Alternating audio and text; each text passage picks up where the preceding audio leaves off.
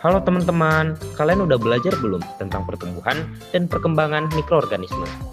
Udah dong, menarik banget. Apalagi waktu dijelasin tentang fase pertumbuhan bakteri. Ada 4 fase kan? Iya, benar. Pertama itu fase lag, di mana bakteri baru beradaptasi sama lingkungan barunya.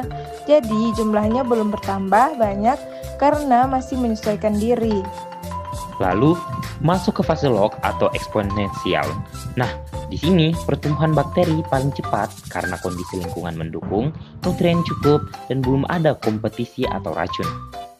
Setelah itu masuk ke fase stasioner kan? Di sini jumlah bakteri yang tumbuh seimbang sama yang mati. Bisa karena nutrisi mulai habis atau akumulasi limbah metabolit. Terakhir, fase kematian, di mana banyak bakteri mulai mati karena kondisi lingkungan udah nggak mendukung lagi. Ngomong-ngomong, fase ini penting banget loh dalam industri farmasi. Misalnya, produksi antibiotik oleh bakteri seperti Streptomyces paling optimal saat fase stasioner. Iya, karena di fase itu mikroorganisme mulai memproduksi metabolit sekunder, termasuk antibiotik sebagai respon terhadap stres lingkungan.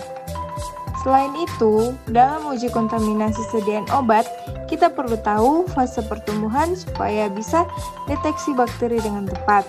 Misalnya, kalau diuji pas fase lag, bisa-bisa kontaminasinya nggak terdeteksi karena jumlah bakteri masih sedikit. Betul, makanya penting banget memahami fase-fase pertumbuhan ini dalam konteks pengembangan dan pengawasan produk farmasi.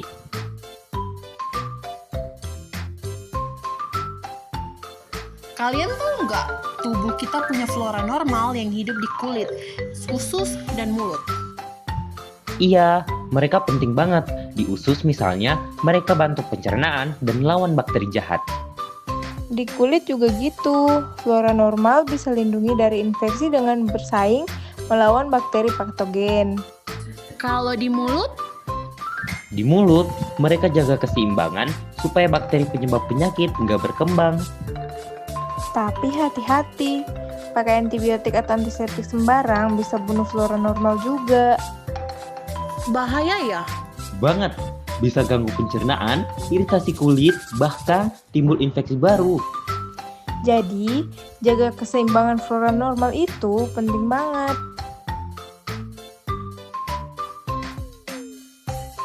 Kalian tahu nggak, sterilisasi itu penting banget di dunia farmasi, apalagi buat sediaan injeksi. Iya, karena sediaan steril harus bebas dari mikroorganisme, ada beberapa metode kan? Betul, misalnya panas kering. Biasanya dipakai buat alat kelas. Suhunya tinggi, sekitar 160 sampai 180 derajat Celcius. Kalau uap panas bertekanan, kayak autoclave, itu cocok buat larutan injeksi dan peralatan bedah. Lebih efektif karena tekanan membantu mempercepat sterilisasi. Terus ada juga filtrasi buat larutan yang nggak tahan panas, kayak protein atau vitamin pakai filter 0,22 mikron. Jangan lupa radiasi. Biasanya pakai sinar gamma, cocok buat sterilisasi plastik kemasan atau alat medis sekali pakai.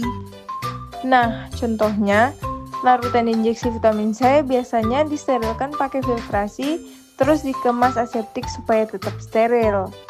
Dan alat suntik sekali pakai disterilkan pakai radiasi biar tetap aman sebelum digunakan.